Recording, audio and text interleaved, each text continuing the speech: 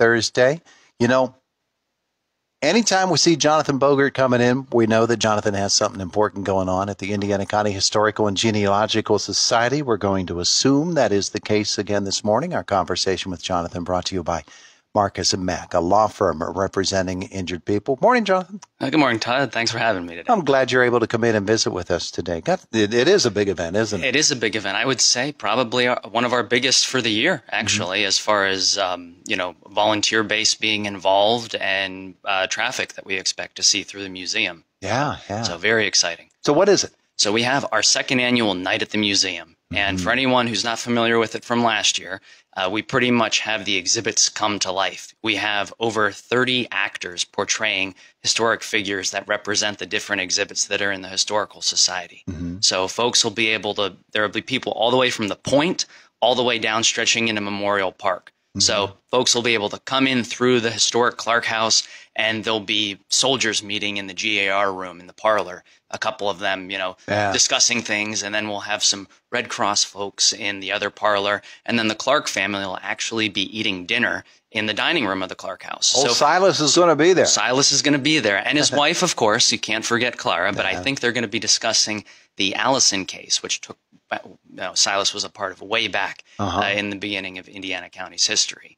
But that's not the only thing. After the Clark House, folks will be able to look at, we have some antique cars on display. A couple, we have a World War II vehicle. We have some Pontiacs, some Buicks, so some great stuff there. So something a little different from previous years or last year, I should say. Where are you parking the cars? Oh, they're going to be parked in the parking lot. So they'll be in sort of a semicircle, taking up, I have this map here, all those little dots that you can see, those are all actors. Show those to the camera. Yeah, so those are all actors and locations that are going to be taking place. So there's, and some of those have multiple people at them. So folks will be able to see the cars, and they'll be in the parking lot, parked strategically there, so folks can, walk around them. And then eventually enter the armory, where there are other personalities from the past. We have athletes, we have activists, we have soldiers, we have sailors, the whole lot of people. And all Indiana County folks, which is great. Well, that's the wonderful thing about the Indiana County Historical and Genealogical Society, is that it's really focused on local. Yes.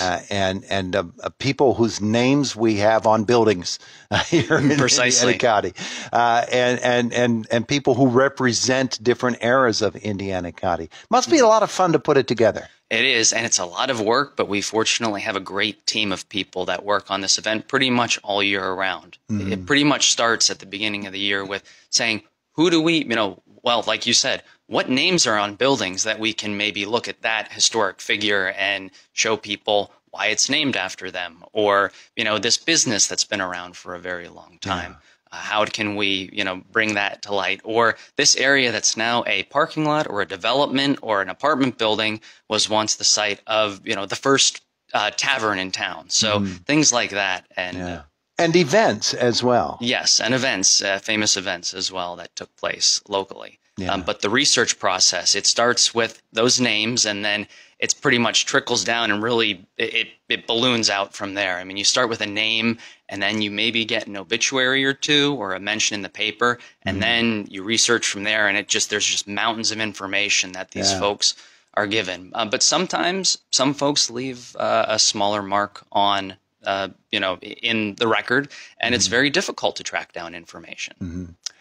With all of these actors portraying people from different eras, it brings to mind the natural question, will they be in authentic costumes or clothing or apparel of the day? Yes, so they'll be dressed in their proper time period attire. We'll have folks in Revolutionary War wool, some folks dressed in similar to what I'm dressed in. That will be mostly the Clarks in the Clark Mansion. There'll be hoop skirts, there'll be wool, there'll be cotton, there'll be a whole wide array of military attire that folks will be in.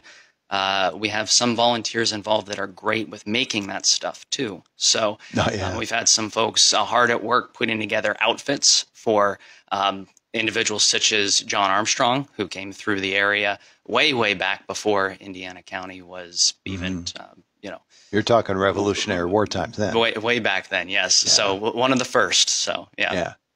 after him, we actually named an entire county.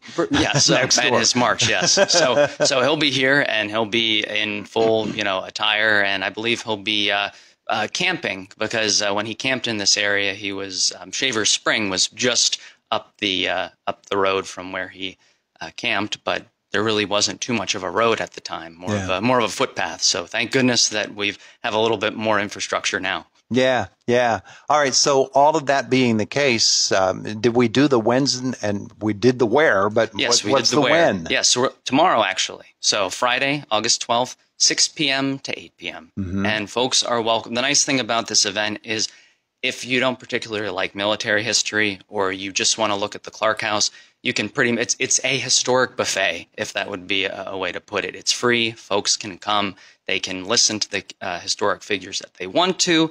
They can avoid the topics that they maybe aren't as interested in and really make the night what they wanted over the course of the evening. And they'll see maybe that history isn't also dusty as we might think that it is. Not quite as dusty. And maybe they'll run into a few ancestors, while that has happened in the past before. Yeah. And the other nice thing is that sometimes we have family members portraying and talking about that historic figure. We'll actually have a family member of Jim Nance talking about him on the. We have a new exhibit up actually on him, so you'll have someone talking about Jim.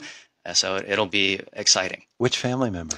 I think it's gonna, according to I think Drew. So, oh yeah. Yes. So yep. Boy, so we have Drew. Drew tells some stories, man. So we're excited for that because really that's what this is about. Folks from the past conveying it's stories is how we share things. So that's what's going to be happening. Is folks will be sharing those stories about the past, and maybe some folks will say, "Gee, dinner was burnt at the Clark." Man, I remember, that happens at my house, or so. It'll be interesting. See if Drew tells the story about the time that he and Jim got involved in a foot race. Okay. It's a great story that Drew tells about. Okay, I'll have to ask him about that. I wonder if that'll be part of his repertoire for the evening. Could be. I have to ask him. Could be. He told it on our air once, way back in the 90s, I think it was. We were talking about it with Drew, and it's just a terrific part of Indiana County's history. But that's what it is. It's a celebration of the history. Absolutely, a celebration. Yeah, yeah. So this is the second time you've done this. Yes, the second time. And pretty much we're hoping to we have effectively turned it into an annual event, and we're hoping that each year we can add to the palette of folks that we get to offer to people. Yeah. Yeah, that being the case, I'm sure that you sort of learned some lessons the first time, and you've applied them to this second event. Yes, we have. Just with logistics, with having, getting folk. Big thing is not all the buildings have air conditioning, such as the Clark House. So getting people water, directing people for traffic, where to position people, just what the natural flow of things are, when to start preparing and researching, all of those things. You learn after the first year, and then if you learn from those and make little tweaks, you can craft a truly great event. So it's tomorrow starting at what time? 6 p.m. 6 p.m. Yes. Parking considerations? Yes. So fortunately, again, Greystone Presbyterian has been working with us to provide extra parking space. Their lot will be available for folks to park in. It'll be accessible from down on Church Street. So I guess there's some construction painting going on, so it'll be accessible from down there. But we also have on Washington Street, we're going to have designated handicap parking as well. Because we had a lot of folks that contacted us after the fact and said, it would have been great if we could have parked a little bit closer. And we said, we understand that because it is, you're looking at 2 or 3 properties there to cover from the point all the way down to Memorial Park. So that's quite a bit of walking. Yeah, it is. Yeah. It is. And we might think of that as being sort of compressed as a city setting, but there is some expanse to cover there. Yes. And so a great time being had by folks tomorrow night. Yes. And everybody can come. Everyone can come. There'll be, bring kids, adults, family members. If you have relatives in town, we encourage it. And we do have handicapped accessibility. So if you can't do steps, which we understand some folks can't, we have ramps available. Now, we have you in here quite often, Jonathan, and others from the society. I don't think we often enough say, this is a vital organization here in Indiana County, and you can join up. Yes. You'd love to have people sign up, right? Well, that's the great thing. Membership helps support items like this. Nothing that we do is possible without the support from the community. We have a number of local businesses that support the society, individuals from all different walks of life, and whether they're contributing financially or by volunteering, everyone can kind of do their part. But yes, memberships do help support us financially and help to sort of power these great events that folks are putting on. Beautiful. It's tomorrow night. Jonathan, thanks for coming in. Thanks for having me, Todd. We appreciate it. It is the voice of Indiana County. It's WCCS 101.1 FM and AM 1160.